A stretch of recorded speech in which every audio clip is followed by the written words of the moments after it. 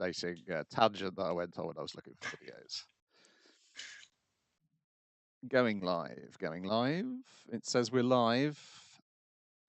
So I'm going to flip over. I'm going to flip the script. Let's go to the script, and I'm going to read out the following. You are listening to Let's Go, the weekly anime podcast about weekly anime from Dynamite in the Brain and Secret of the Sailor Madness. So come along and hang with the Let's Go gang. It's Dwayne. Hello. It's Niall. It's not Niall. He's not here. I just read it out because it's in front of my eyes. And it's me, Brian. Oh, well. I was slightly distracted because Google is telling me that they've introduced pageless format. And do I want to dismiss or try it? I'm going to dismiss it for now. I shall probably try it later in the year when I have to read out scripts for panels I've written. But that's months away. On this episode, we are covering anime that aired the week of... Oh, this is the bit I forgot to write in. The 29th of May to the 4th of June. Thank you very much. And we're going to start off with... 2022. Yes, 2022, in case you're listening to this 5 years hence, a decade hence. It might be. I don't know. What were they doing 5 years ago today? That kind of way, yeah. Exactly. And eventually, as I'm lying on my deathbed, I'll be transferring all these MP3s onto archive.org. So my legacy will remain. This week, though, we've got something from before that time, and that is Tiger and Bunny Season 2, Episode 9, Have Not Thy Cloak to Make When It Begins to Rain. I know there's a more modern version of that, like, little thing, but, like, I can't think of what the fuck it is for the life of me. So, we find out in flashback why Barnaby was being blown up at the end of last week's episode, and that is because there is an evil bomber what bombs at midnight, and he's got the next ability to turn things into bombs. And he's like a really crappy Gambit, basically, yeah. Yes, and he turned a vase into a bomb, and to save one of the museum workers, Barnaby tried to fly it out, but his power ran out just as the bomb went off in a terrible coincidence, like a second apart.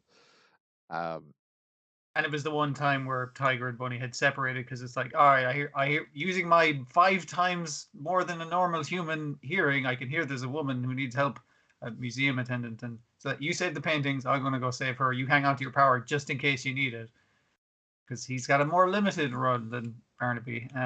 But yeah, the woman was like, oh, we got to save this precious pot, and the pot had been turned into a bomb, and I think all these bombs are activated by people touching them, because when they show I think so, yes. Because when the boss is kind of showing him the video footage of like him touching the bank vault, and the guards going up and touching the bank vault, and then it explodes in the CCTV, and it was just like, okay, so that's, I mean, like, he can also make a thing a bomb and throw it at you, and then when it touches off you, it explodes, that kind of way.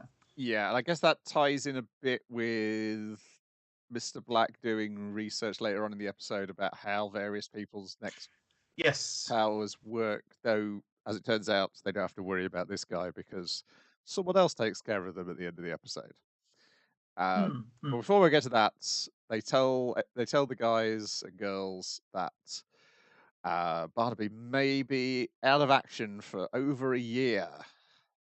Yeah, I mean, like, a conservative estimate, he'll be out of it for like a day, maybe a week, but like if things going well, but like long term, yeah, he could be in a coma for much longer, because the bomb exploded as soon as his powers ran out, which means like he was just a human, like, surviving a bomb, basically.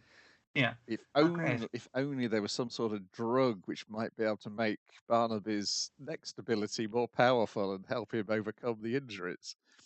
Oh, that would be handy. If only like Jimmy Olsen was making it by accident after collapsing on the lab floor from injecting himself too much, and he's currently in a different hospital for that very purpose. Man, that director's a real piece of shit. He is a real piece of shit, yes. Yeah, he shows up, sees Matthias, and says, oh no, it's terrible. The investors are coming today. I'm pretty sure they're going to shut us off today, not the 2 months they gave us. We've got to do something. They got to do something. And then when we see him get back, he's tied another lab assistant to a chair and is about to force... Jimmy said, it's like, okay, I had one last fucking dose of it. Try that before they get here, and maybe you'll get some results out of it. It's a shot in the fucking dark. And he's in his hospital bed. while his boss is like, "Oh please, Jimmy, you have to save me." That kind of fucking shit. Oh, what a dick. But yeah, he's tied another guy to a chair to experiment on him, and he's like, "Well, I'm just going to try it on someone who doesn't have next powers. It'll probably be fine." The guy's like, "But it didn't work on rats." It's like, that's why we have to do human experimentation. Also, they're here, and they're seeing me tie you to a chair, so this does not look good for me. Yeah, and he tries to inject the assistant, but he misses because the assistant moves, and he hits his own hand. And so, yeah, it wasn't the drugs which had given him his long fingernails. That's his own next power, because Yeah. it turns out this drug does not give people who haven't got next powers, but it does increase the potency of somebody's next power if they already have one. The reason we learn this is because the investor goes and has a dinner date with the dad of the two albino superhero murderers. Yeah, it seems to be like a professional thing because they're obviously both Ouroboros. And she kind of comments like, "Dude, you're really fucking high level to have it tattooed on your hand. That's not normal. If you're my level," and he's like, "Yeah, but I started off small and I kind of worked my way up the ladder." It's very the Hitman games at this point, where it's like, oh, it becomes much more clear in this episode of like that Ouroboros is more like a James Bond type villain organization. Yeah, it's a, what is it, Spectre or one of those kind of ones. Yeah. But they've got like various cells doing different operations that are not necessarily aware of the other cells' operations. Their higher ups have basically arranged this meeting where she's like, "I got a thing that can boost powers," and they're like, "Fantastic! We have a guy in town murdering superheroes, so you guys should like work together on this fucking project," basically. Yes, and he's like, "Oh, why would you give me such a powerful thing?" And she's like, "Well, that's because the bosses told me to give it to you." Yeah. And you get the feeling, oh, is this guy as beholden to the bosses as she is because he's come up through the orphanage? I suspect there's something going on there where, because he does mention the two guys or kids from the he doesn't call it the orphanage. no, it's got a name for it. Yeah, I can't remember what it's called now. Yeah, it is a specific like term, I guess, like a code name or something. But like that, these kids also come up through it, so maybe maybe he is actually like a dad to them. It's like, well, you guys came from the same place I did, that kind of way. Yeah, I suspect that everybody's misjudging everything here. Yeah, for sure. Meanwhile, Tiger is out trying to do an investigation to find the bomber. He's beating the street. Himself. It's like, have you seen this man? I've forgotten the Mad Bomber What Bombs at Midnight's name, but have you seen this man around the museum? And like people are going like, "Hey, you're Ron Tiger, aren't you?" He's like, "Oh yeah, I guess. Can we take a selfie?" It's like, "Yeah, cool." He puts on the mask, and the boss is like, "Hey, there's fucking pictures of you going up on Twitter that you're beating the street and fucking trying to find out who bombed Barnaby." Yes. And he's like, "No, I mean, like, I'm not investigating, and I'm technically, if I just happen to find them on my own, then everything works out, right?" I mean, the police say otherwise, but yeah. Yeah, he's dragged in front of Agnes, and I forget his civilian name, Lunatic. Yeah. And as kind of Tiger is heading off to clearly keep investigating this on his own, even though heroes aren't supposed to do that, he's like, "Yeah, this is exactly my problem with the buddy system. They get too emotionally involved with their partner getting hurt and that kind of thing. This is why I'm going to make this proposal. I've got a fucking logo for it and everything." That's how prepared I am for this situation. And then we get like a series of scenes with our other buddies proving that Yuri is correct. While it has benefits, this sort of thing has shaken them all up, and particularly like the younger ones are they're fracturing a bit, if they weren't fractured, or it's bringing out the divisions which are already there even further. And then and I mean, like, it's also the thing of Tiger and Bunny have been the guys holding a lot of their shit together. Yes. And so they like Tiger off like he's not obsessed, he's a little, but he's not like super. He does appear to be like, gripping his glasses with kind of like I'm gonna get that guy, but he's not like, he's still himself. He's not like, "I will great vengeance. I'm a Batman now," or anything. But him and Bunny not being around is kind of fucking up all the other heroes. Yeah. Yeah. We also get Fugan and Mugen, who are flipping through the superhero catalog, and they're going to pick whichever one they find at random to kill first, because they go to see Barnaby, and they're like, it wouldn't be nice to kill a guy who's in a coma in a bed. It wouldn't feel like a victory, basically. Yeah. So the old which is the hottest boy in the magazine, they're just going to flip through the magazine and just pick a page at random. And we don't see, but the way they talk about it, and then it cuts to some of the younger heroes, you make you think it's like, okay, one of these is obviously their target. Yeah, so Agnes rings Tiger after he's finished talking to Caddy, and he goes and finds the bomber and almost catches him, but then he has set a bomb on the door handle, and he manages to So the woman he'd taken hostage was accidentally activates the bomb by trying to escape. Yeah. Chases after him, but then finds him hung up in a tree, knocked out. And I'm like, at this point, okay. And then we see Mugen and Fugen right at the end observing, saying he doesn't even know. And I'm like, does he not know that those two beat him up? Or does he not know that Lunatic's also there and beat him up? Yeah. What are they reacting to with their giggle, giggle, giggle sound effects they're saying to themselves? And also the fact that they're standing on that billboard. Yes, that billboard, that recurring billboard about Little Aurora's book called Hope. So I don't know if this is just these set of episodes or whether there's more planned. I'm confused because that is definitely a thing that's a recurring thing throughout the episode. I was like, is he going to pay off now, or is that a thing laid for a future date? Of like way, way down the line. Yeah, it could be. Yeah, and are they even watching Tiger, or are they watching one of the other people? And it's a red herring to throw you off. Yeah, it's just the framing of it. Yeah. But yeah, it was a fun episode. That is definitely all the plots are now heading towards not an ending, but you can see they've actually left the start line, and they're actually going somewhere now. And they've all joined up. So yeah, the stuff with Jimmy Olsen is also Ouroboros related, even though the scientists don't know that. They're just doing work for a client. And say we get more of an idea of because Ouroboros was always a little weird in the first one. Is that the initial villain appears to be like some sort of chaotic terrorist, but then he's actually working for the businessman, or the businessman's also in Ouroboros. And so yeah, it's like they're a terrorist organization, but they also appear to be legitimate businessmen who make investments in things. So are they really, is the terrorist organization part a front as well? Yeah. You could easily read it that way. And the way they're going with the corporate sponsored superheroes is like, is this part of making sure there's always going to be someone for them to fight? That kind of way? Yeah. Nemo children is what they were called. That was it. Yeah. Nemo's children or something like that. Yeah.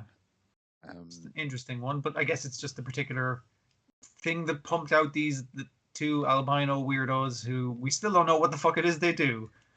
No, we don't know what their powers are yet. We don't know if they've taken the drug, or what the deal is. Not long to find out though. So we're heading in the closing stretch. Then we've got Birdie Wing, Golf Girl Story, episode 9, with a title which sounds like it's come from Kaguya-sama. Ichina Saotome wants to be a pro caddy, which we're finally introduced to the main character of the show, Ichina Saotome. Dear. Yeah, she wants to be a pro caddy, but she keeps getting up late. She keeps half sleeping out of bed and like putting her alarm on sleep. And she nearly bags a lift off the very fancy golf heiress. I'm not exactly sure what the hell you call her. She's essentially Mako from Kill la Kill, but with one particular competent skill, which is what Mako is lacking, and that is she's an excellent caddy.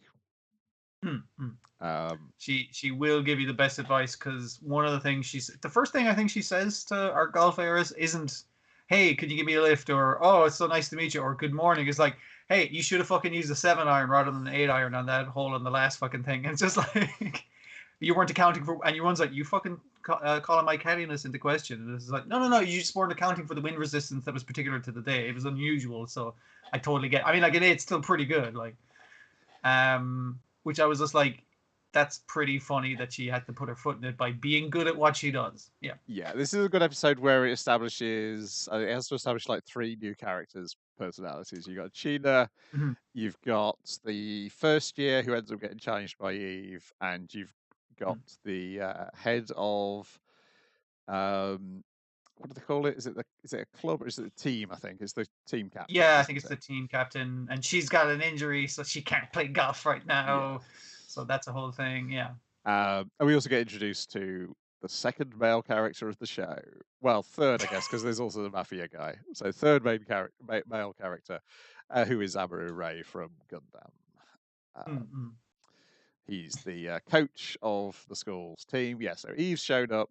She introduces herself by hitting a ball extremely fast past the face of Ichina Saotome and the other girl whose name I've forgotten because her name is... The other girl is kind of like, you got to be my caddy because you're really good at being a caddy. And it's like, well, you're just mitching off from school, so why the fuck should I help you? It's like, yeah, but like, if you're my caddy, then like we'll be fucking simpatico. And because her goal is to be a top caddy, so she can make more money than some of the top golfers. Yes. At least she's honest.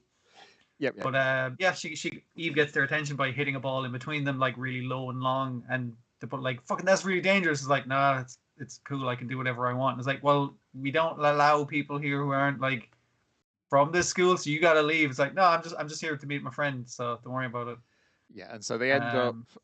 So the team captain will tell Aoi that Eve is here if she can beat Haruka. That's the first year's name in a single. And if Haruka round. wins, then she'll put her on the team, like less on the like cleaning up after them, picking up bags, that kind of stuff.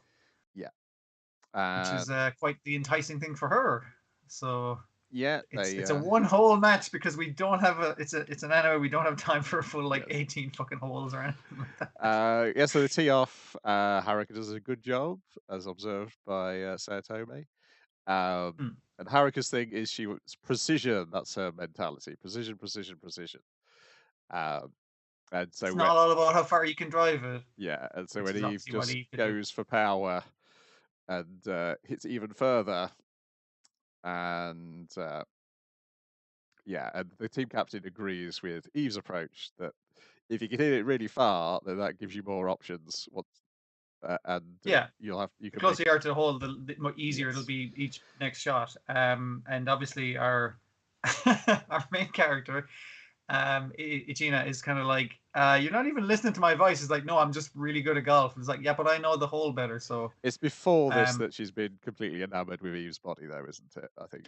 Oh yeah, she's kind of grabbing her in very inappropriate ways. I mean, like, not a sex thing. I mean, like, it might be for her, but probably not. It's more so you have a perfect golfer's musculature kind of thing.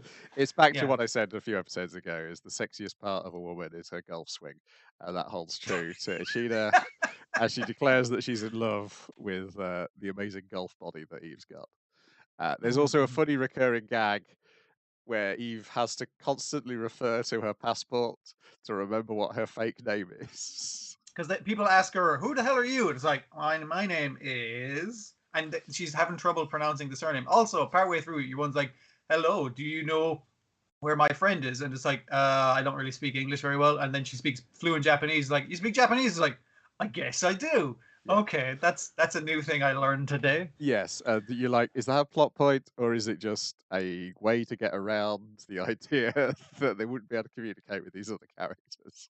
I assume she's actually, based off of her fake name that she has now, and the fact that she speaks fluent Japanese and the amnesia, she's actually like half Japanese or something. Yeah, I'm happy to go along with the assumption that other people have got, is that she's the daughter of Aoi's mother, which then probably puts into question Aoi's parentage. Right. Like, is she adopted? Because when you look at the two of them, which of the two characters resembles Aoi's mother the most? It's Eve. Eve is the one who resembles her more. Very clearly both blonde. Yeah.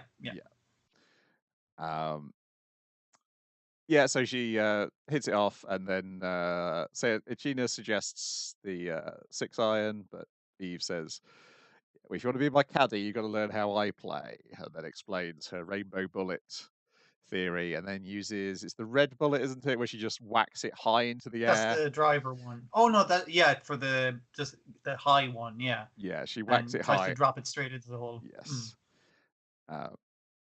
And then Ichina says, "Oh, that was very well done." And she says, "No, no, no. What you got to do then?" And then turns to Mizuno and says, "What'd she say? Oh, I'll get it. I'd get it next time." Or something. She was like, it was going back to episode 1 of like undermining the confidence of your opponent by being Yeah. super cocky about it. Because the head of the team, she's kind of like looking at this first year and kind of going like, Jesus, her confidence fucking destroyed at the second swing immediately. Like, your one's sweating buckets, basically, kind of going like, shit, how am I going to catch up? And that's where Ishina comes in and tells her exactly the shot she should take. And Eve is happy with that, because then she knows that Ishina's a good person, and also realizes why she likes Ishina is she's got the same facial the same facial structure as Lily. Just like And the mapped same, one like, over the top. yeah, like literally the same facial structure, less freckles, and also kind of like has the same kind of cutesy girl poses, I guess. Same kind of enthusiasm, I think, is the Yeah, thing. super enthusiastic. She's kind of got like 60s, early 70s girls sports manga hair as well. Yeah. Which I think is a deliberate choice on that part. Yeah, and so yeah, she hits it right, but she's just not good enough to actually get it in the hole. So yes, Aoi can meet Eve, and she does, and then we get another great gag where she rushes to hug Eve. Like, he was just literally pulling up on that golf course. The coach had to do nothing, or the trainer had to do nothing. And tries to hug her, and then Eve dodges deftly, and then doesn't know why. She instinctively did some sort of combat dodge to avoid being attacked. And then we get loads of comedy about where you're going to live, Eve, or you can live with me in my room. And the whole thing of like, well, I can't go back home for various reasons, as she relays while they're both showering, and it tries to keep it non-sexy until Eve obviously bursts out, saying, "He's like, we gotta golf. Come on, let's fucking golf." But they kind of settle on, I tell you what, you're a transfer student now. You're in the school, obviously. Obviously, that's where this was going, even though you didn't know it. Yeah. Yeah, and you got the gag of Aoi doing a very poor job of hiding her eyes from Eve's nudity. In that she's not doing it at all. She's putting she's covering her eyes with her fingers, but her fingers are splayed open so she can have a look. Yes. Again, it's done more. It is done the kind of sexy thingy, but it's done more so. It's like this character is clearly in love with this other character rather than ogle a fucking underage girl, which is a different kind of anime. Well, fortunately, I was going to say, keep yourself strapped in. It may turn out to be that sort of anime. I know. I'm worried it's going to go that way the whole fucking time. And obviously, this episode was no me letting it off the hook or anything. No. It's funny though. It's all done for comedy in this. It's not. Yeah, that's the difference. Yeah, it's not done specifically to be horny or ogle the characters. It is done. But you're asking an animator to do it, and yeah, that's the thing. Yeah. And based on other shows that this screenwriter has written, he knows a lot of animators who may not make it as funny as it's meant to be. But it's funny here, and who knows how often this is going to do. Probably very rarely, because it's mainly a golf anime. Yeah. Now the question is, are these other? I think there's like, we've had the one pair who they met at the airport before. I guess they'll be coming back at some point. Looks like there's another pair to be dealt with at some point too. I think somebody mentioned. I think in the next episode, it's going to be like a pairs golf tournament they're taking part in, so that might explain. So I guess we may get like 2 rounds of competition there. And I guess we should it'll get through the characters a little quicker as well. Of course, and I guess we'll get some fun stuff because we'll have more of and Mane, is Caddy interacting with Ichina, of which we've got a little bit there, and I do like. Mane is when people start asking questions about Eve, I just give it. I don't know anything. Just stop asking me questions. I've given up trying to figure out everything that's going on in that girl's head. Essentially, is what her approach is at this point. I think she knows that Eve motivates her, so therefore we'll tolerate Eve. Yeah, just about. Yes. So yeah, we got the new relationship set up with Eve and Ichina now. So it's the question of like, how will they gel as a team? Will Eve, I guess, will eventually have to acknowledge Ichina's caddying skills, and once Ichina has figured out like what's Eve's skill set. Also, she'll have to like justify her own like presumably tragic backstory and all that kind of jazz, because the closest she comes in this episode in the shower, I'm thinking it was like, hey, what's my family doing back in not the UK kind of thing, and we do cut back to them. They're doing grand. Yes. You don't have to worry about them. But she tries to distract herself by immediately challenging Aoi to golf, basically. Yeah. Yeah, and the stuff after the credits with them is like, the three youngest go in school is like, you never send me to school. I wonder what Eve's up to, and then that gives us the final thing of Eve introducing herself as the transfer student at school. And the reason why, I mean, the team captain and the coach have manipulated this because we know the team captain is not going to be ready for the tournament, and so therefore she was trying to find a replacement. And that's basically a ringer at this stage. Yeah, that's why she was putting Eve up against the other girl to figure out which one of them would be the replacement. She'd seen what she did in the tournament. The reason is, it was like, okay, you're good, so you'll do for now. Yeah. Yeah, so it feels different. I assume at some point the assassins will show up, and it will become even weirder. I hope so, because I mean, like, I don't mind at the moment that it's like, hey, now it's a thing about a golf school. I'm like, all right, but I know you can pull some crazy shit show, so I'm just waiting for it, basically. And I think Ichina's like a big enough character that she replaces Viper quite well. It's who can replace Viper in our hearts? It's a different sort of bigness, but it's like somebody who is possibly into golf more than our two main lead characters are. I guess into it as a caddy is kind of like into it as a spectator, more so as someone who plays it for a living, that kind of way. Yeah. Well, no, she's into like the technical, because she knows like where the best place you should put your tee, the best club you should use. She knows all about the courses, so I assume she's somebody who's going to be doing research when they go to different courses. She'll have she's going to be doing the stuff that Eve's never going to do. Yeah, I'm just gonna go. I'm gonna hit it as hard as I can. That's my plan. Yeah, and I assume the drama will be Eve having to learn to listen to Ichina, because that's a thing that's not been there in those previous episodes, is it? Because Lily's just there to collect the money, really, as a caddy. She wasn't really there to offer any sort of golfing advice. The golfing was a way for her to get those very expensive Gundam kits. Yeah, and Rose had other ulterior motives as well. So it does change things up a bit. And I guess eventually Leo will show back up again, probably like after the first round of the golf tournament, and then it will be in the news, and then he'll see it. Assassins will see it. This is all my predictions now. Everything's on the board after somebody's robot arm flew off. Yeah, for sure. But yeah, fun stuff. Then we got your boy Kobe, episode 10, Dreamer. Who is the dreamer? It's Kobe, because he has a dream towards the end of the episode, which carefully allows them not to play the song yet. Yeah, just trying to keep that one in their pocket, because we've heard the arrangement, but we haven't heard her singing to it. So yes. So essentially, this episode is our hero and heroine. Everything's going great for them. They've got their mojo working. We're going to get a song arranged. We're going to retitle it. He's going to win his rap battle, which doesn't feel so much of his winning as Saotome is like, excellent. The work is done. We've drawn him back out onto the stage. He's now back to being the man I know he is.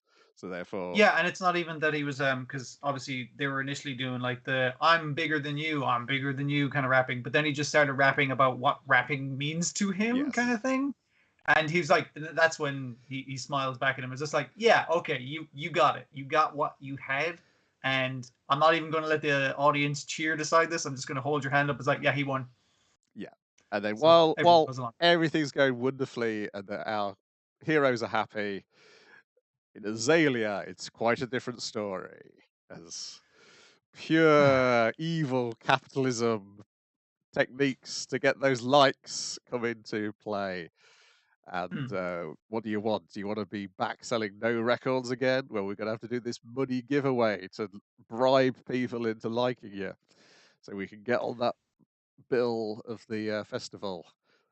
I did like seeing some of the other stuff as well, like not directly with Azalea and the manager, but with our main character kind of walking around town and seeing the billboard. You hear people going like, "Oh, is that? I've seen that bus around. Yeah, it's the Azalea thing. Yeah, they're pretty good. Like they're creating buzz slowly but Yes. surely. Yeah, that was the deal with the blimp. That's the deal with that fucking van that keeps doing rounds. That kind of thing. Yeah. Yeah, and so they produced the record. It's a great arrangement. She's like, I can't believe I wrote a song this good now that she's heard the arrangement. I really want to sing. So she starts to sing, and that sends Komei off into a reverie where he thinks he's time slipped back in time. But this is before. This is the first time he's met Liu Bei. Liu Bei. Yeah. And he's just like, oh, okay, this is just me remembering this kind of stuff, so I'm going to use this to say hello again. And also, apparently that guy could carry a tune, so Yes. that's our through line for Komei. Yeah, and it's nice to see him on the back foot for a bit, because he's normally so calm, collective, everything's going according to plan. And then you reminded, like, oh, this was the stuff. This is why he's here in the first place, is because the emotional connection that her songs make to him. And now it's the best version of any of her songs she's ever done because of the production by not Steve Aoki. By Pudding Man, Yes. as she keeps trying to call him. That's what he's in on as her phone as well, which is great. Yeah, she has to keep stop. She has to stop herself halfway through when she just ends up calling him that. Pudding But the one thing the only like correction he kind of has for her is it's like, can you come up with a better title? Because what was it, Roppongi Ramen Shop or something? I think is the name of a working title.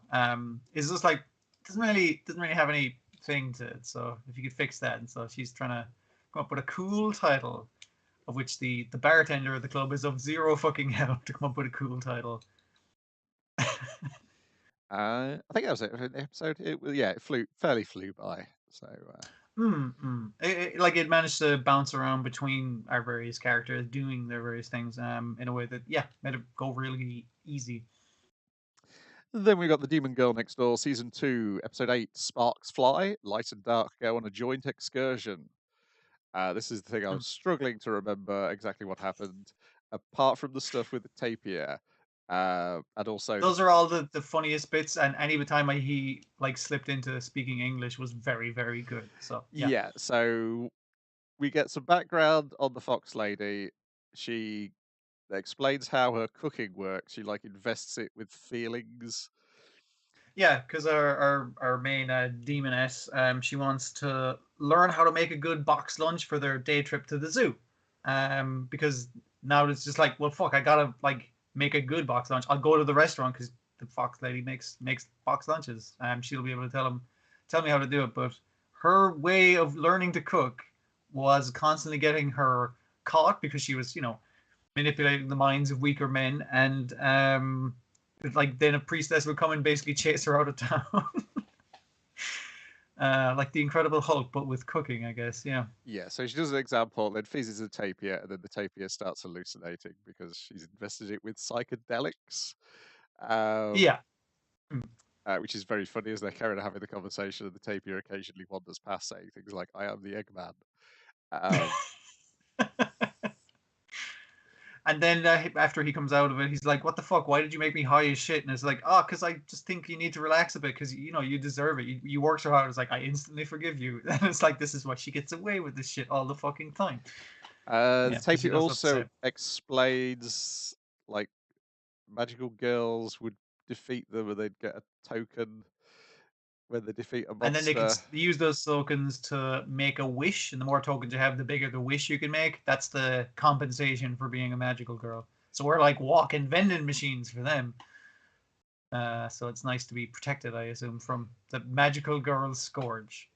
And that just obviously makes her think, is like, wow, they could have been fucking getting a wish out of me if they wanted. So that's really cool of them to help me out instead of like defeating me once and for all.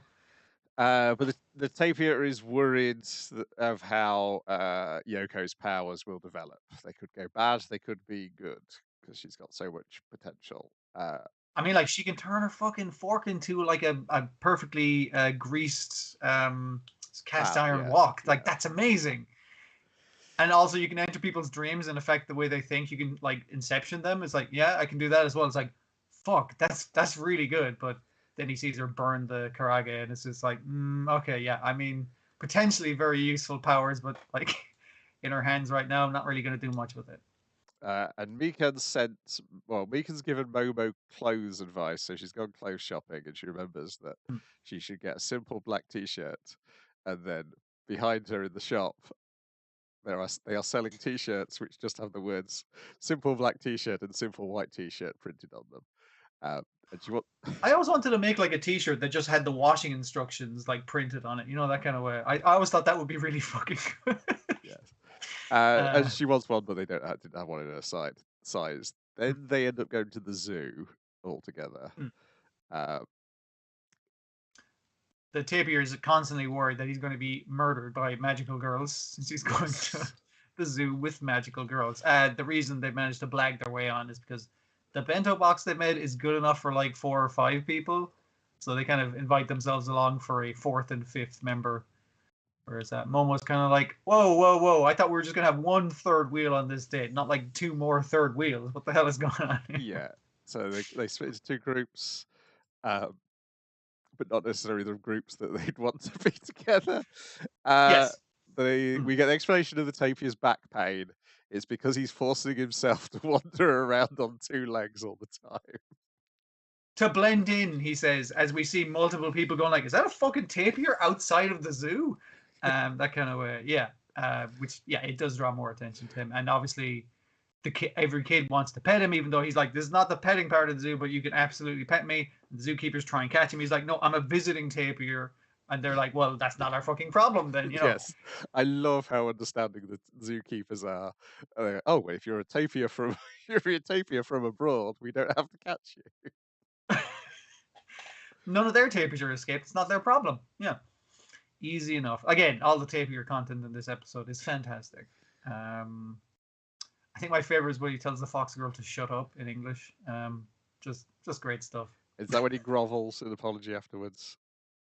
Yeah. He just says her name and just shut up, kind of thing.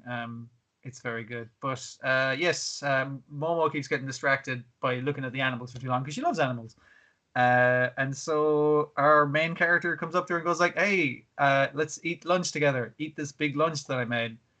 But Momo has recognized that you have none of the qualities of my girlfriend. I mean, the demon girl of the title character. And it is the fox girl in disguise. But she was trying to trick her into eating leaves, but those leaves were medicinal. So was it evil? A little. It was a little evil because she does say she does like making shrine priestesses eat grass because it's funny. Little evil, but for Momo's benefit because her magical power is all topsy turvy after changing classes. I think is the way they put it. Turning evil temporarily in recent times. Then they go home. And after remembering that they forgot to get the exclusive pet the baby tiger pass. Oh yeah, how does this fox turn into like a little fox? She turns into her full fox form. It's like, you can pet me instead. Oh, that's it. She's yes. Just like, this is no good. I hate this, and everyone's like, I want to pet her now. Yeah, that's it. Yes. It's as cute as a button. And then we end with the creepy girl from school is planning on doing something, I assume, next episode.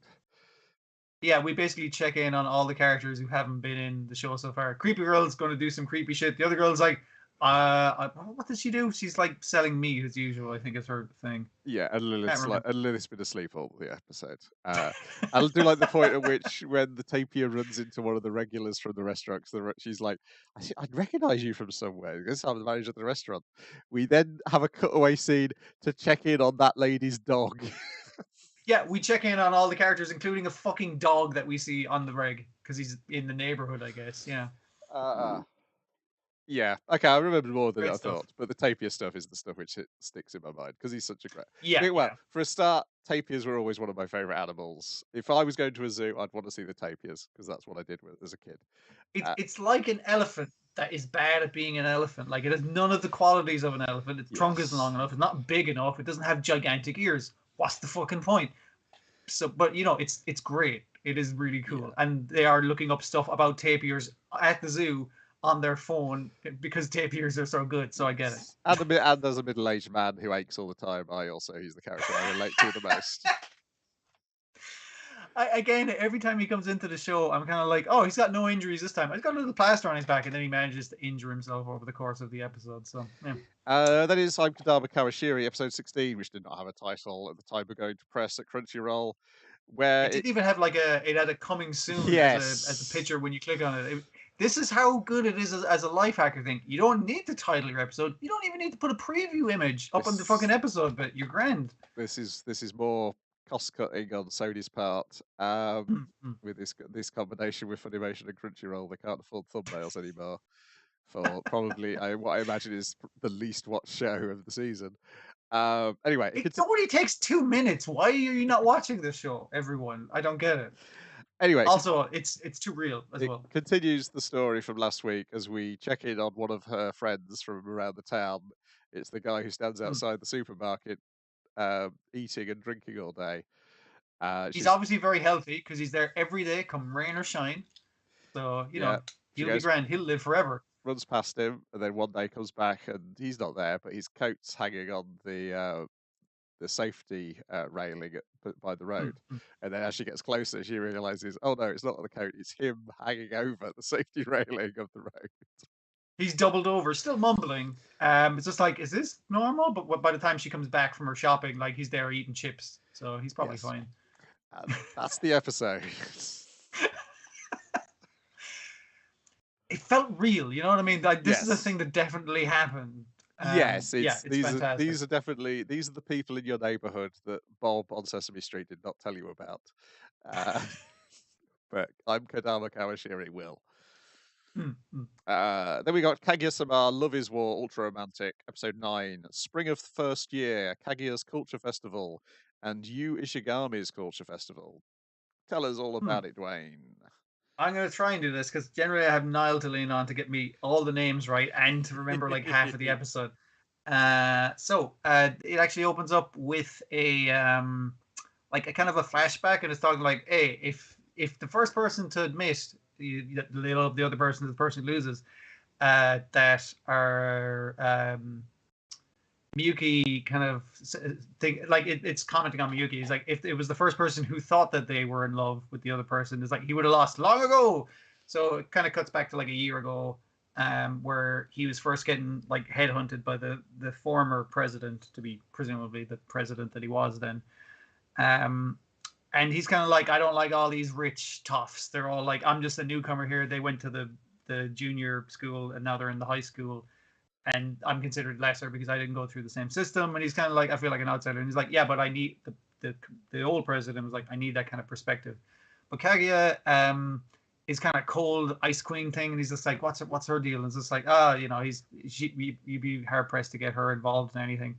But as he's being kind of convinced by the president to clean a pond with the rest of the gang, someone falls in and she can't swim, and she's like, oh, somebody help me. But everyone else is like, oh, I don't want to get my uniform dirty. And he's like, I'd love to jump in, but I can't swim. And he's frozen in fear. In the meantime, Kaguya has off-screen tied a rope around herself and dashed her in and saved this girl who was drowning, regardless of her own safety kind of thing. And just quick thinking, and he's so impressed. Is like, that's true beauty when you can just put yourself on the line like that. So it's like a year ago, before he even met her and it was introduced to her, like basically he fell in love with her for her actions rather than her looks. And I was just like, oh, that's nice. Then I'll recommend that I watch an episode from first or second season, but I didn't actually need to because I've actually caught up on the comic enough that I knew who the characters coming up were. So that's grand. There's a cafe shop and they're getting Kaguya to wear the traditional maid outfit, Taisho maid or something like that. And she's drawn a lot of attention, and she's like, I just need to wait here so the president will come along and then I can serve him tea, and then it'll be all like, it'll obviously make him closer to me, and he might think to confess to me. I need to get some alone time with the president. But she's so good at being attractive at the front of the thing that there's a big queue of dudes who want to get in now, repeat customers and everything, and it's not working out. Also, who shows up are two of the top ramen kings of the thing, and basically they have this thing of just like we're experts on ramen, but now they're like commenting on the coffee where the Kaguya is trying to serve them coffee, and they're like, no, not you. You don't have the hands. You got the unsteady hands. You can't make coffee. I want her. And they point to her maid, who is in the maid cafe dressed as a maid, which is confusing the fuck out of Kaguya. It's like, you can't be in your actual identity, in your secret identity as a student in the school. It's messing with her. But they've identified that she'd be able to pour a good cup of coffee. And Kaguya's like, listen, I can't do fucking coffee, but I can do tea. So she pours them like a well-crafted thing of tea, and he has a drink of it. It's like, this is excellent fucking tea, and I know why it's excellent. And he loudly announces to the restaurant, well, to his mate, the other ramen expert across the way, that he's like, I can tell this tea is amazing because it was brewed with love. You kept the thought of the person you love in your mind. This is why this tea tastes so fucking good. This is the tea of love, of a young woman in love. And she's like, shut the fuck up, because the president's obviously at the door waiting in the queue kind of thing. And it's like, she doesn't want him to hear. But yeah, he manages to fuck off eventually, and she does serve the president some of her tea brewed with love. He likes it. All good. Then we get you doing a lot of setup with Tsubame, and he's like, I gotta figure out a situation which I can confess to her, but I'm like trying to manufacture one. Meanwhile, the other glasses dudes are hovering around, clearly also waiting for their opportunity to confess to her. She's very popular. Our hot and cold girl shows up, and she's giving generally good advice, but she keeps getting caught in her own emotional state of the boy that she likes going out with another girl, and that makes it awkward, especially when that boy specifically shows up as like, hey, what are you guys talking about? Oh, you fancy her? That's cool. And then the girlfriend shows up, and she's like, wait, both of you guys are friends with this weird creepy guy? And she's like, well, then you're my friend too, because if my best friend and my boyfriend think you're cool, then obviously you're cool. And they're trying to help him set up this thing. So it's like, hey, why don't you invite her to the ghost house where they'll like put you in a locker, and she might like squeeze you and get all scared and shit. And apparently she's into horror, so give it a go. And brings up the courage to do it, manages to get her to go. All the other glasses guy are pointing the ray of broken hearts at him. But I guess we're going to see how that turns out next episode, as we get some creepy cam footage of like how possibly this could go wrong. And the answer is probably many ways, yeah. Excellent. Then we've got Dragon Quest, The Adventure of Dai, episode 80. So we're probably 4/5 of the way through now, on my reckoning. Episode 80, Checkmate, in which Hyunkle faces off alone against Maximum and the rest of the chess set. And Maximum is, for a character who only gets to do something in one episode, a fantastic character, and I think he's great. He's great. He's particularly great because he boasts, and then Hyunkle insults him because he's talking about how he's like the pride of Vern. It's like, if you're Vern's most powerful warrior, why are you here not guarding Vern? Yeah, if you're the guard of Vern, why aren't you fucking guarding him then? So, well, I'm going to pick you two, and then I'm going to go and help Miss Vern out. Maybe I'll leave you a little longer, just to. So I'll wait till Miss Vern gets beat up, so yes. I'll come in and save him, and that'll make me look even better because I'm great. I got the scouter fucking ability. That's right. I can see your fucking level. I can see your HP, your MP, all that fucking shit. I'm going to send my pawns after you. So he sends all the pawns after him, and then he gets them to return. But one of them does not return. It is stuck on Hyunkle's fist, and then it shatters. And he's like, okay. And then Hyoung's like, I was right, him. They're nothing like you. I could just smash these guys because they don't have a soul. You're alive, him. And then, yes, he just smashes and smashes and smashes. And Maximum's like, he's only got 1 hit point left. How can I not finish I him? need to nick him. Yeah. Yeah. Said, he's thinking this is an RPG when it's actually an anime. So he's not paying attention to the genre rules, basically. He sends like the specialist pieces after them, and he just smashes those as well because he said they're nothing like the ones Hadler had. They're just puppets. And then he backs off. He gets his pawns to defend him because he's the king. But then Hyuncle attacks him, points out that you're just the king. You're a useless piece. You can only give out orders. And that, like the pieces that you command don't have wills of their own. You order surround me and defend me, and it's just like, yeah, but they can't really act of their own will. You need to tell them what to do in every given situation. That's crap. How am I going to defeat this Hyuncle? Also, he's like powering through with fortitude. And then he goes through his database and he realizes, oh, this Hyuncle, he's got a weak point, his friends, and then hurls him off the battlements. His one friend who happens to be there. So Hyuncle reaches out to grab him, and now he can just step on Hyuncle. He's just like, yeah, that's your weak spot. So I'm gonna get rid of that last hit point. Here it comes. I'm gonna punch you. I'm gonna lose that. You're gonna lose your last hit point. You're both gonna die. Oh, hang on, I got a spear right through my head. Who could have thrown that spear with such accuracy? Surely only a wielder of a spear who knows how to do that kind of shit could do it. And it's Lionheart. It's like, hey guys, I'm here. And then, but you, according to my records, you're dead. Yes. And Hyuncle's like to him, explains who he is to him. Is like, well, it looks like miracles do come in 2s or 3s these days. And he goes, oh, okay, right, this guy is super fast. Yeah, great. You know I'm super fast. Well done. Now watch me do this. Okay, right. That's all your pawns taken care of. And then he said, well, okay, well, I'm just going to bid you farewell now, Lahart. We'll meet again, we'll fight again, but I'll allow you this victory now. No, if you move, you're dead, mate. I've already sliced you up into multiple pieces. If you can only stand there for the rest of your life. You're playing mind games with me. I'm the fucking king. I'm all about the mind games. You can't play a player. All right. See you guys later. Flies off and then immediately fucking dies. Yes. Also, at this point, he's only got half a beard. He's had half a beard sliced off. Hyuncle punched off. Hyuncle punched off half of his mustache, which is just that's because I love his mustache design, but the fact that Hyuncle punched it off was just like, oh, that's so good. Everything about this character is fantastic. And the fact that it is at the end, he's gloating with half a beard really adds to the meaningless of his words. I think if I run an RPG at some stage, like late game, like you're going towards the final boss, I'm gonna have some badass show up just to let the heroes get absolutely fucking kick the shit out of them, so they feel great about themselves. Because it's an excellent placement of a total fucking goober, basically. And then the expression on him's face was like, holy shit, that guy was a fucking idiot, and then realizing that could have been me. I could have been one of those pawns. I could have been a There was a 1 in 8 chance that I could be fucking dead right now. Jesus. Like, he's counting on his fingers. You get a bit of wackiness from him, which is kind of like that and a piece of Maximum hitting him in the fucking forehead.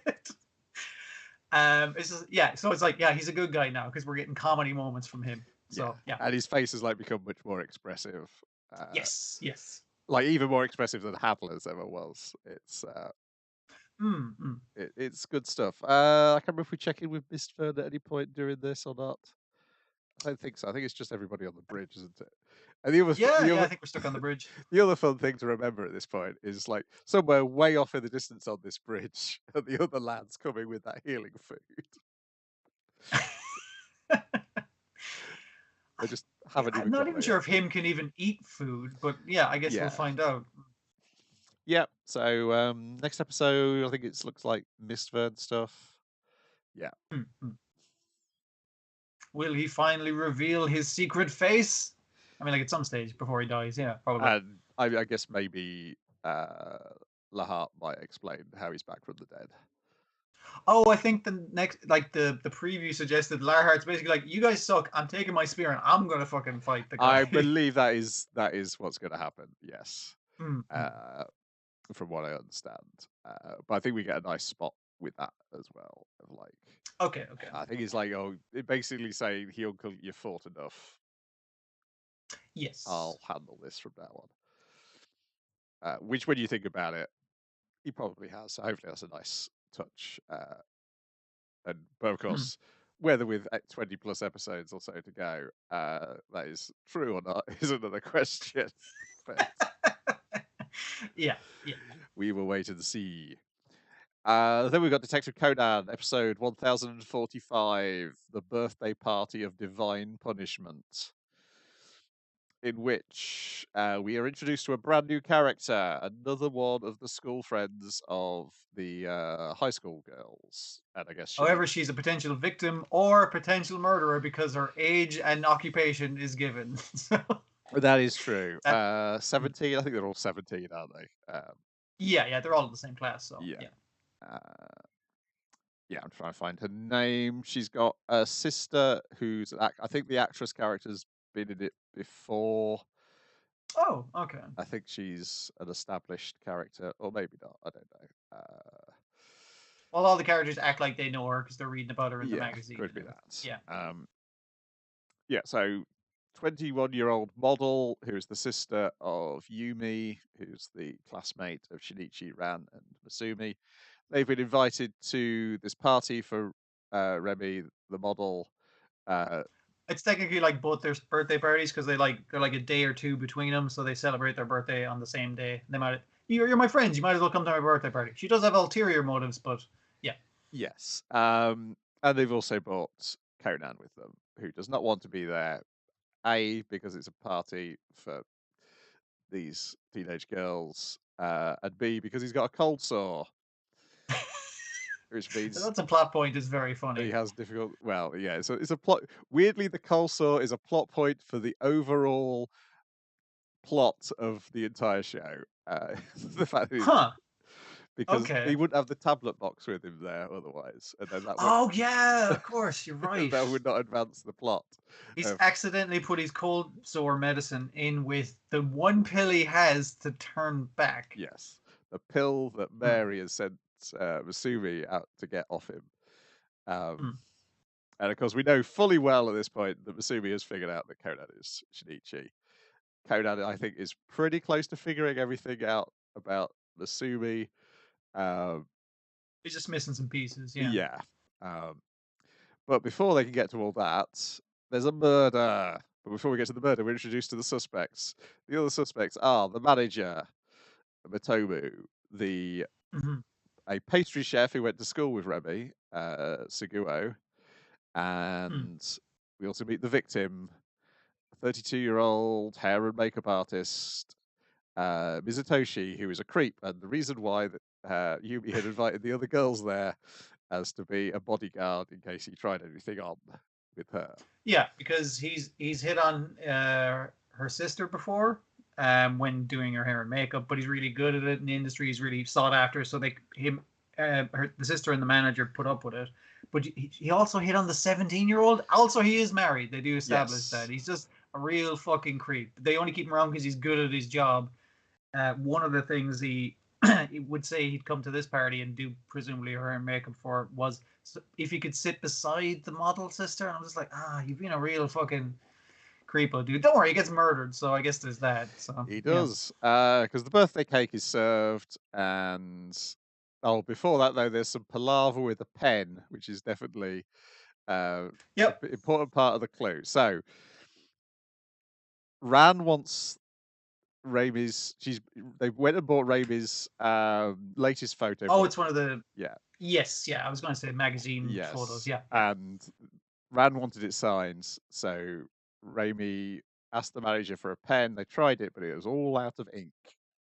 Yeah, the bag smelled of like I've forgotten the name of the thing that is in pens, but so it's like it probably leaked out in the bag, and so the sister has the pen, their classmate sister has the pen, so she's like, you can borrow my pen, but I'll hang on to it because you'll only fucking lose it, sister. And you're just so scatterbrained. Or it will leak in your dress and you'll ruin your dress. And this is to establish the plot point of that while Yumi's 4 years younger, she acts like the older sister of the pair. The other sister is a bit ditzy, but she does seem to be nice to her sister. It's not a thing of like, I'm better than you because I'm a model or anything. That the impression seems to be they get on quite well. Yeah, and so her classmate, the pastry chef, is here, has baked the cake for the party. The makeup artist is very rude to him. Yeah. I can't remember if he's rude to the manager or not. The manager's the character who has the least personality on screen, which makes me think he's the murderer. No, I don't think he had any interaction with the manager, but the manager was talking about it was like, yeah, we've had to give him stuff in order to keep his patronage as for hair and makeup, because like sitting next to the birthday girl at the party, like chatting her up and he had to tell her her favorite flowers and her favorite sweets and shit so he could get them for her and presumably woo someone way younger than him while he's a married man. And we were just like, we just put up with his fucking bullshit. Yeah. So you could tell he was kind of tired of it, but he didn't explicitly say anything. It's a massive cake, but they're all cut into slices. But his portion has been poisoned by cyanide, and he dies. We see him die in the dark because they're showing a projector, but the projector goes off just before he dies. But he's wearing glow-in-the-dark sunglasses. He did point out, check out my sunglasses, and it's like, what's the deal with them? It's like, you'll see, and when the lights goes off, his sunglasses glow. But Conan can see that someone is doing something on his face in the dark, because you can see a hand passing back and forth across his glow-in-the-dark sunglasses. And when the lights come back on, he's dead on the ground, and also someone's written what they written on his forehead. The name of the fucking thing, Divine Punishment. Divine Punishment, yes. But as the detectives point out, it's written very shakily, so they obviously use their offhand, which is the thing. I was paying attention to handedness in this episode. Because I was thinking, I wonder if the manager used up all the ink practicing writing on with his left hand. Oh, that's an interesting one. I noticed he, like the guy writing on the forehead was using his right hand, seemingly. The manager answered the phone with his left hand. When the sister, when she dropped the strawberry from her cake, and the 3-second rule, she picked it up with her left hand. The model sister. I didn't notice the handedness of their classmates, so that's the one that's kind of throwing me at any stage. But yeah, and the pastry chef cut the cake with his right hand. Yeah, I think. I'm trying to remember. So was it the guy who wrote it with his offhand? I'll have to go and look at it again. I didn't think about that. But the way I think it was, it looked like he was writing with, I think it might have been the left hand actually. So that made me think it was the pastry chef, but I've forgotten fucking now which way it was. I feel like that's too simple a one, and there's a more complicated fucking way of doing it. Anyway, Meguri shows up and he's like, "What are you guys doing here?" And then he's like, "Oh, this is going to be terrible. There's going to be so many suspects here." But then all the kid detectives say, "No, actually, there's only 4 suspects because this, and this." So and we can't be suspects because we didn't know the guy. We were blocking the entrance this way. There was a spilt wine in the opposite direction. And so, therefore, if anybody had gone through that, they would have trailed wine, and there was no trail of wine. So, therefore, like a guy when the lights went out, a server bit. Oh fuck! I dropped the bottle because the lights went out, and he didn't see where it went. Nobody moved, basically. And so Masumi's like, so the only 4 people it can be is Suguo, Matomu, Remy, and our school friend Yumi. And they're like, oh, but she's our school friend. Well, I can't do anything about it. She's a suspect. We just have to prove that she didn't do it. Also, give me those pills, Conan. Or rather, Mary rings up saying, "Give me those pills." And then Mary looks. Yeah, her mom keeps ringing her, kind of like, it's like, "Hey, what's the deal? Has he got, what kind of pill has he got? Blue and white pill." It's like, cool. Steal it off him, and it's like, I can't steal it off him now, man. There's been a murder. I gotta take care of this murder. All right, bye. Yes, and then she has a flashback for the rest of the episode as she thinks back on when it was a red and white pill which they fed me on Vauxhall Bridge. So she's waiting by Vauxhall Bridge to meet her husband. The husband shows up, but she's talking about their daughter, and then she's like, you didn't know that you didn't know the daughter was born last time I saw you because I was still pregnant with her. So how do you know I got another daughter? You're not my husband. And then the husband says, no, that's correct. I'm not your husband. I am Vermouth, the ageless mistress of disguise. Now, swallow this goddamn pill and we're going to chuck you off a bridge. And it's not like you can change the color of pill casings. Those are set in fucking stone. As that was what I thought as well when she said, it's a blue and white one. It can't be the poison. So it must be the antidote. And I'm just like, Okay, I guess sometimes, like, maybe I'm right about the handedness thing and I've just counted it wrong or something, because sometimes the rules are very, very, very Now, simple I and I think the forget. Yeah. handedness thing is definitely there because it's specifically it's the offhand, it's the pen. Also, they mentioned the cyanide was stuck underneath the victim's chair, so they still found Yeah. cyanide tablets there. Oh, that would imply the manager as well, because he set up where he was going to sit, Yeah. See, I think it's the like manager sit next to just the just because sister. he was the least chatty and he got the empty pen, and my mind immediately went to, oh, whoever had to do the pen writing had to practice to make it Yeah, legible. Uh, that does make sense. But the other one that threw me on the chef was that he was the one who's like, well, it's a simple way, detective. You just need to see who has the pen, because whoever has a pen on him obviously wrote it on the victim's head. And you can search me, but they didn't search his chef hat. That's the thing I was watching as well. or he could have baked a pen into the cake. Yeah, he could have just slid a fucking pen into a cake. That's really fucking easy. It's a cream cake. You're not gonna have any Yeah. fucking trouble. But anyway, I think it's one of those two guys. I'm not entirely sure. It would, I mean, it would be a massive twist if it turns out to be the school friend, and maybe Yeah, yeah. this will be the time to do it. We'll wait and see. I'm not sure how many Hmm. episodes this one's going for, or it's a two-parter or a three-parter. It feels like a two-parter, but It I guess they could draw it out with plot stuff happening. Yeah. Yeah, and there could be additional stuff of like Mary thinking of like how she got from being dropped in the river in this episode to uh, being in Japan, trying to get a tablet off a child. Um, Oh dear. there's Yeah, just yeah. two listed here, but yeah, so could just be a two-part of all those things. Yeah, it was permanent Hmm. marker was the clue. The Conan's hint, wasn't it, at the end? Um, Yeah, like again, I was overthinking bits of it. I was like, this isn't like fucking, because it did say permanent marker. It's not the kind of marker where it'll be revealed after you pour something on it or that kind of no. thing. It did seem to be something else. Yeah. Then we've got finally Spy Family episode 9. Show off how in love you are. I was surprised they managed to do that, like to take that and draw it out so fucking long. Oh, But yeah, they did a is it good much job. shorter in the comic then? Um, I feel like it is, unless I'm remembering it wrong. I must go back and reread yeah, I might from the check because start. I say it did feel a little bit the bulk of the episode because we quickly deal with the finale of last week's episode. Yeah. Where he suddenly realizes, no, I don't want to see my sister kissing this man. I'm going to run at them, and then she's Yeah, like, they even slow that down by like having him remember, like it's like, oh, I said I'd marry my sister when I was a little kid one day to her, and she was like, oh, I'll wait for you, and it's like, I can't watch another man kiss my sister, and she gets very quickly drunk in order to pull it off, but she's then like, I can't do it, and is about to slap Lloyd because she's so drunk, but she accidentally slaps her brother across the room twice, and they just behave like this is normal behavior from her, which I guess it is in their family. Yeah. yeah. And then Mm. he wanders home and looking for the train station, and then two civilians go, you need a hospital, mate. You're bleeding profusely from the head."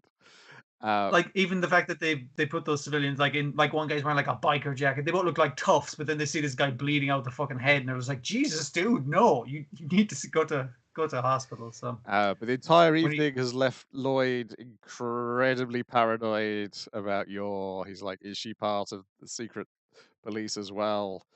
And does she know her brother's in the secret police? And if she does know, why would she need to marry me in order to maintain that she's not a spy? Because she has a guy who's a yes, spy catcher. So surely that would clear her of any spy yes. accusations But and that kind of thing. Is like, the initial thought though is read by Anya, who's like, secret police, and then I don't know what secret police is, but then puts the word secret and police together and decides that it was very cool, and how dare they not introduce her to this man.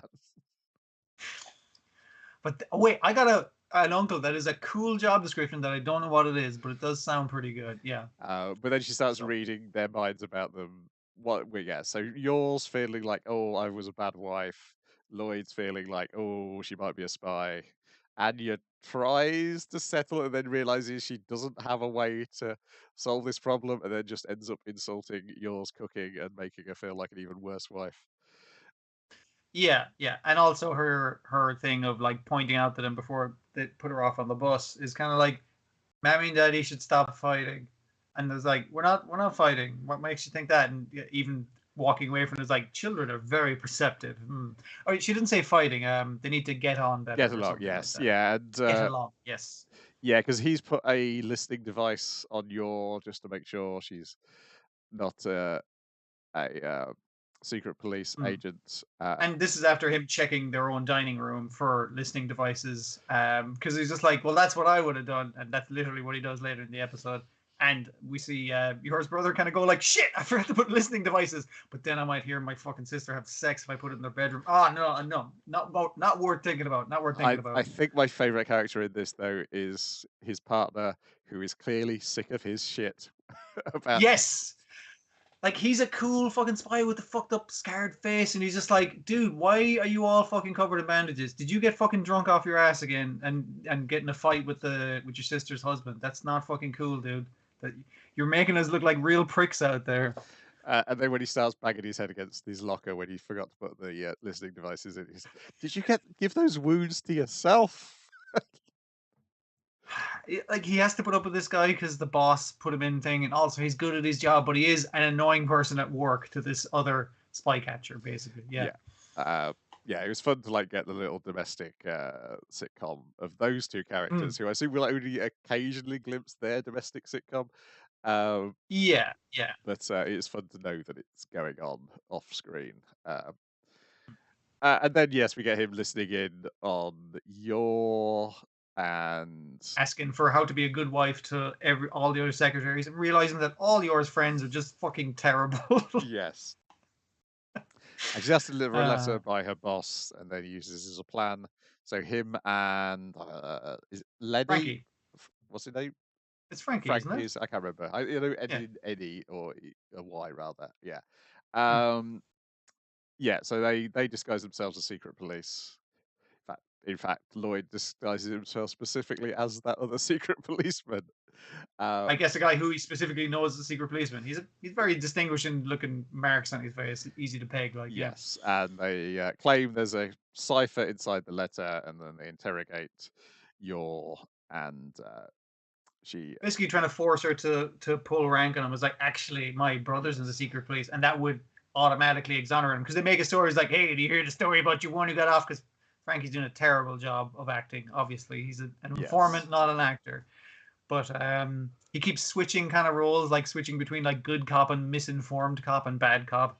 It's pretty funny, but they're just waiting for Yor to admit that. But Yor is insulted that she would threaten both her brother's career as a public servant and her husband and her family, and so puts Frankie in a fucking arm lock. Yes, when he lays hands on it, don't you know I'm a married woman?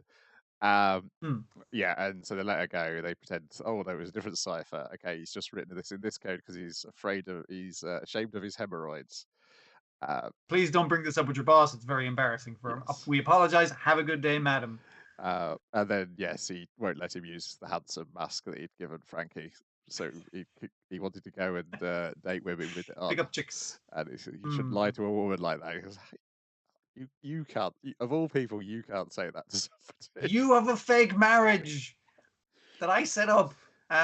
What the fuck? Yeah, but obviously you can see Lloyd very slowly kind of, and Frankie's like, don't fucking get too involved, man. You got to keep separation from your work, being a spy and all that shit. And he's just like, well, he's accidentally falling in love with his wife and his family in general. Yes. So yeah. So they buy a cake because it's their quote unquote anniversary. And then when Anya gets back, she reads their minds and realizes they're happy with each other again. And they're like, we were never fighting in the first place. Now, give me that cake. And then next week, dodgeball. We're going to get, presumably, like within the episode, a training arc with Anya, so she can be good at dodgeball by the look of it. It looks like it's going to be a fun time. It does. I suspect I am adhering to what the author wants, in that I'm looking forward to the Anya stuff more than I am to the adult stuff.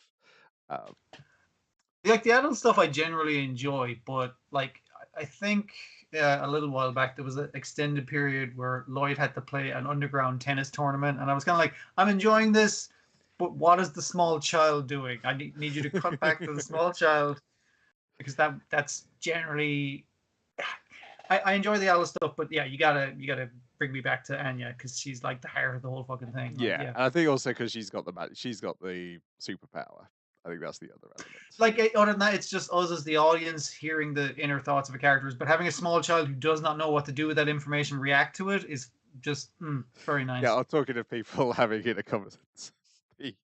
Like in Birdie Wing, somebody thinks something, doesn't they? And then the team captain replies to the thought.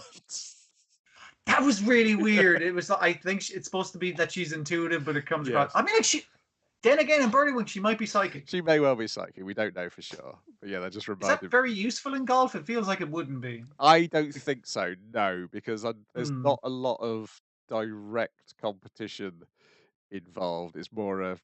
Yeah, but then again, Eve does play the psychological game of trying to destroy you by just playing way better than I guess you could just copy whatever you could, but then you could just copy it anyway without reading their mind, because you've still got to like... yeah, I don't think that would... Telekinesis would probably be a much more useful psychic power in golf. Yes, yeah, for putting and everything. Yeah. And depending on the range, you could just get holes in one every time. Don't go playing golf with Jean Grey, people. Right, that's it this week. That is everything. We will be back next week. Oh, I forgot to ask when Niall's back off his holiday. I assume he's back next week. We'll find out ourselves. That's it. Goodbye. Bye. Right, let me remember to switch everything off in the correct order.